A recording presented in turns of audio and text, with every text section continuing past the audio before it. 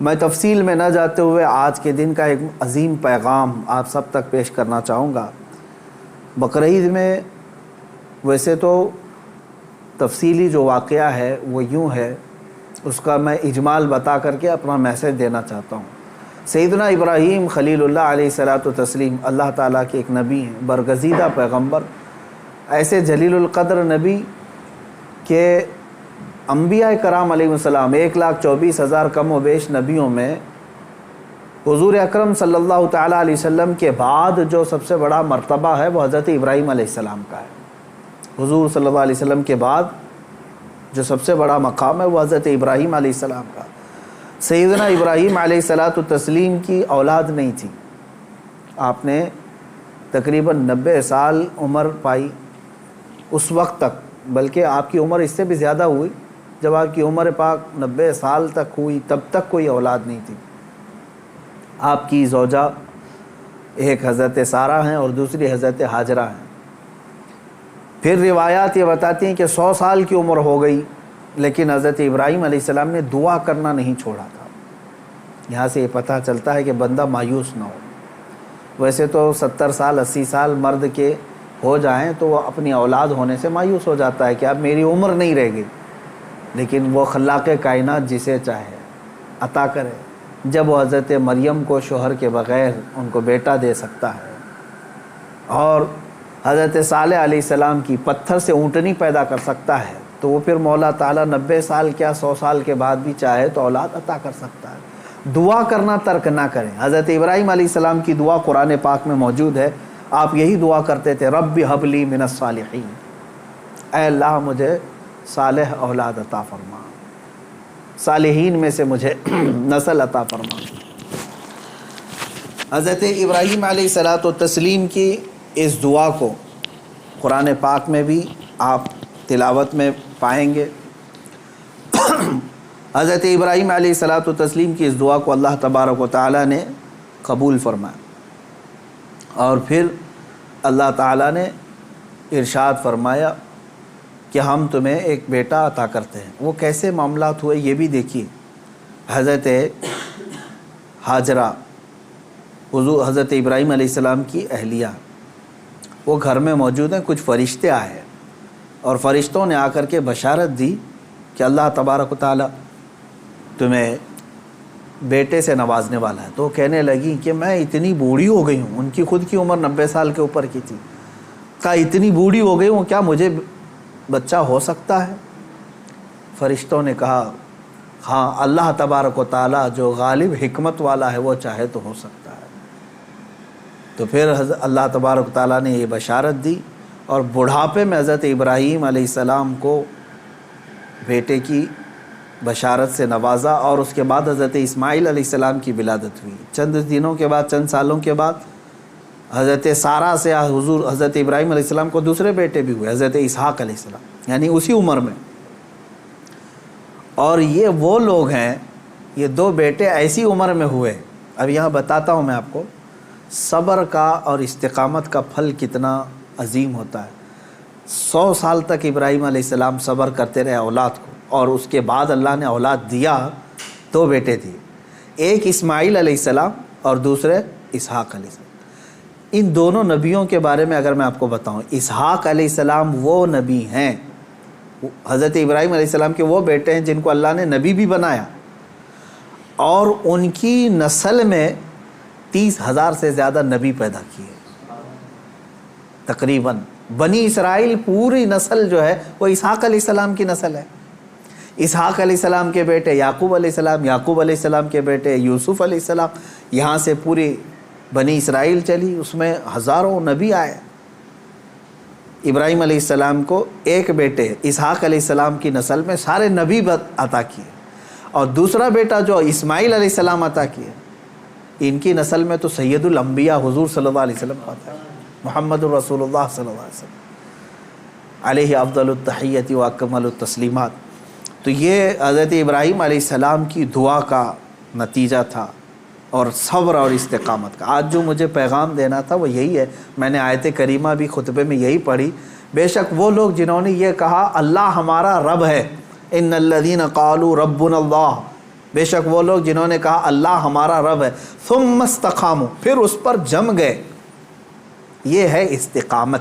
استقامت کہتے ہیں ڈٹے رہنا، جمے رہنا۔ اب اس کے متعلق جو قرآن کہتا ہے تتنزل علیہم الملائکہ، ان پر اللہ تعالیٰ فرشتے اتارتا ہے۔ کیا کہتے ہوئے آتے ہیں فرشتے؟ اللہ تخافوا ولا تحزنوا، گھبراؤ مت، ڈرو مت، ہم تمہیں وہ بشارت دینے آئے ہیں جس جنت کا اللہ نے تم سے وعدہ کیا ہے۔ تھوڑے دن اور باقی رہو، تھوڑے دن اور جمے رہو، اور ڈٹے رہو۔ یہ استقامت کرتا ہے بندہ، استقامت پر فائز ہوتا ہے تو فرشتے اس کی مدد کے لیے اترتے ہیں۔ ہاں اتنا ہے کہ ہلا دیے جائیں گے، تمہاری خواہشات کے خلاف معاملات آئیں گے، تمہارے نفس کے خلاف معاملات آئیں گے، اسی پر جمے رہنے کا نام استقامت ہے۔ اور استقامت کا معنی اتنا عظیم ہے کہ صوفیہ اکرام نے کیا فرمایا معلوم ہے؟ الاستقامت فوق الکرامت، عربی میں فرمایا استقامت جو ہے یہ کرامت سے بھی بڑھ کر کے ہے۔ لوگ کہتے ہیں نا کرامت، کرامت کا مطلب اکثر لوگوں نے ہی سمجھا کہ وہ انہونی چیز دکھانا، یعنی جو ایسی چیز جو کو دیکھ ہی نہیں پائے، ہوا میں کوئی اڑ کے دکھا رہا ہے، پانی پہ کوئی چل کے دکھا رہا ہے، تو اس کو بہت سارے لوگ کیا سمجھتے ہیں؟ یہی کرامت ہے، محیر العقول چیزیں، یعنی جو عقل کو عاجز کر دیں۔ اور فرمایا گیا ان کرامتوں سے سب سے بڑھ کر کے استقامت ہے، یعنی شریعت پر جمے رہنا، ڈٹے رہنا۔ میں اس پر آتا ہوں، حضرت ابراہیم علیہ السلام کے اس واقعے کو میں مختصر کرتا ہوں۔ بیٹا ہوا، 100 سال تک صبر کرنے کے بعد پھر اللہ تبارک و تعالیٰ نے امتحانات ایسے لیے کہ ابراہیم علیہ السلام کو ترک وطن کرنا پڑا ہے، یعنی آپ کا شہر جو ہے بابل تھا، عراق۔ واقعہ تفصیل سے آپ کو پھر کبھی، وہاں آپ کو ہجرت کرنا پڑا، وہاں سے وطن چھوڑ دیا آپ نے، آپ کو جان کی بازی بھی لگانی پڑی، آگ میں آپ کو ڈالا گیا ہے، جان کے ساتھ بھی آپ کا امتحان ہوا، اس میں بھی آپ استقامت پر تھے۔ جب آپ کو نمرود آگ میں پھینک رہا تھا، جبرائیل علیہ السلام آئے اس وقت اور پوچھنے لگے الک حاجت یا خلیل اللہ، اے اللہ کے خلیل کوئی حاجت ہو تو بتائیں۔ تو حضرت ابراہیم علیہ السلام آگ میں پھینکے جا رہے، اس وقت بھی کیا کہتے ہیں؟ ہاں ہے حاجت لیکن اللہ سے ہے، میرا مولا میرے ساتھ ہے۔ یہ استقامت اور توکل کا اعلیٰ درجہ۔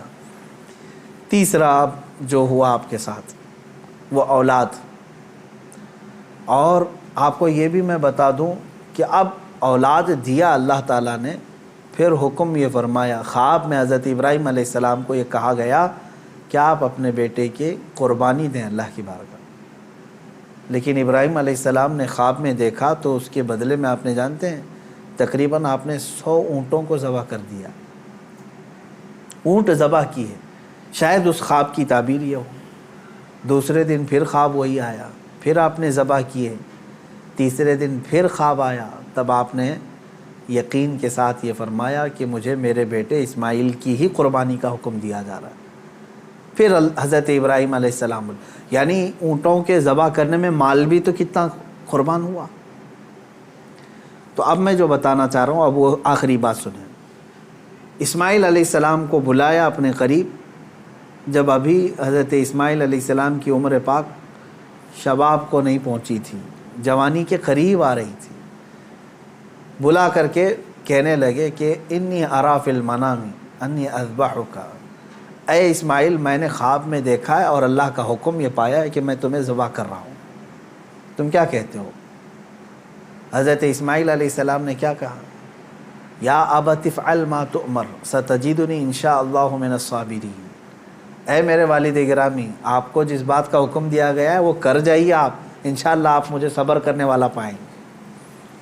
اسماعیل علیہ السلام بیٹے کو کوئی یہ کہے، اب یہ اسی کے لیے شاعر نے یہ کہا ہے، یہ مکتب کی کرامت تھی کہ فیضان نبوت تھا، سکھائے کس نے اسماعیل کو آداب فرزندی۔ ہاں بہرحال اب جو معاملہ پیش آیا وہ پتہ ہے آپ کو، حضرت اسماعیل علیہ السلام کو لے گئے مینا میں، وہ جگہ آج بھی باقی ہے جہاں حجر اسماعیل کہہ کر کے ایک پتھر رکھا گیا ہے، وہاں پر اسماعیل علیہ السلام کو لٹایا گیا۔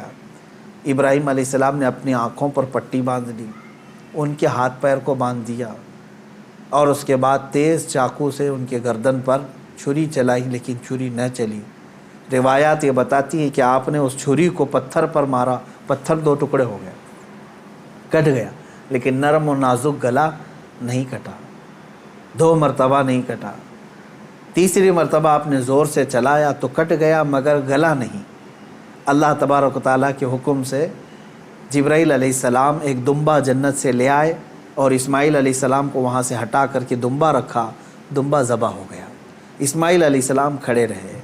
ابراہیم علیہ السلام جب ذبح کر چکے تو اپنی آنکھوں سے پٹی ہٹا کر کے آپ اللہ کا شکر ادا کر رہے تھے کہ اے مولا تیرا جو حکم تھا وہ میں نے مکمل کر دیا۔ تو جب آپ نے پٹی ہٹا کر کے دیکھی تو بکرا ذبح ہے اور اسماعیل علیہ السلام سلامت ہیں، تو رب تبارک و تعالیٰ نے یوں ارشاد فرمایا قد صدقت الرؤیا یا ابراہیم، اے ابراہیم تو نے ہمارے بتائے ہوئے خواب کو سچ کر دکھایا۔ وَنَادَيْنَاهُ بِذِبْحٍ عَظِيمٍ، ہم نے اسماعیل کو ذبح عظیم کے نام سے پکارا۔ اللہ تعالیٰ نے فرمایا، اللہ تبارک و تعالیٰ یہ امتحان لے رہا تھا۔ یہ انبیاء اکرام علیہم الصلاۃ والتسلیم کے ساتھ ہے، ایسا نہیں ہے کہ سارے لوگ یہ کر پائیں گے۔ وہ اس درجے کے ایمان والے تھے، ان کو اسی انداز سے امتحان لیا گیا۔ اب جو بات 2 چیزیں عرض کرنی ہے، پہلی بات تو یہ ہے کہ بعض مفسرین نے اور عاشقان رسول نے اس میں پیارا نقطہ یہ بیان فرمایا، گلا نہ کٹنا، ذبح نہ ہونا کیا وجہ تھی؟ تو فرمایا گیا اس لیے کہ اسماعیل علیہ السلام کی پیشانی میں نور محمدی تھا، حضور اکرم صلی اللہ تعالیٰ علیہ وسلم کا نور پاک تھا، انہی کی نسل میں حضور تشریف لائے، ابھی دنیا میں نور محمدی کو آنا تھا۔ اب بعض مفسرین اس بات پر ہی نہیں رکتے بلکہ ان تمام چیزوں کو اوپر تک لے جاتے ہیں۔ ابراہیم علیہ السلام کو آگ نے نہیں جلایا، وہاں پہ بھی نور محمدی ان کے پیشانی میں تھا۔ نوح علیہ السلام کی کشتی غرق نہیں ہوئی اس لیے کہ نوح علیہ السلام کی پیشانی میں بھی نور محمدی تھا۔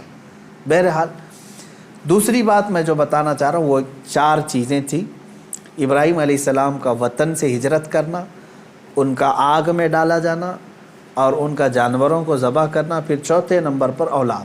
کوئی بھی انسان اپنی زندگی میں 4 چیزوں سے بے انتہا محبت کرتا ہے، 4 چیزیں اس کی بہت محبوب ہوتی ہیں۔ پہلی چیز اس کا وطن، جہاں پر پیدا ہوا، جہاں رہ رہا ہے، اس سے وہ محبت کرتا ہے۔ دوسری چیز وہ اپنے مال سے محبت کرتا ہے۔ تیسری چیز وہ اپنی اولاد سے محبت کرتا ہے۔ چوتھی چیز وہ اپنی جان سے محبت کرتا ہے۔